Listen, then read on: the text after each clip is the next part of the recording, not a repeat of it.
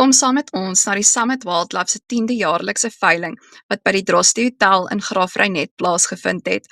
Toe ons by die veilingsvenue aangekom het, was ons hartlik verwelkom.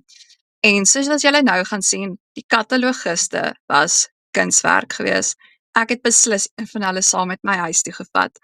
Die gees by die veiling was hoog, terwyl almal in spanning gewag het vir die prachtlotte wat hulle sou ervaar tydens hierdie veiling, en pragtig was hulle beslis gewees.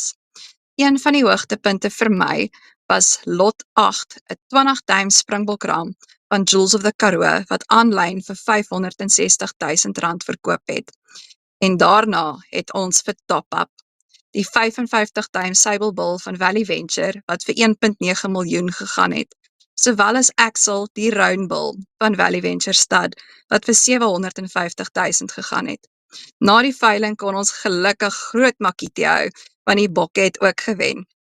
Ons wil graag baie dankie sê aan die Summit Wildlife groep, wat soveel ook deel gemaak het van hierdie wonderlike veiling, en ons sien uit om te sien wat die 11de inbring.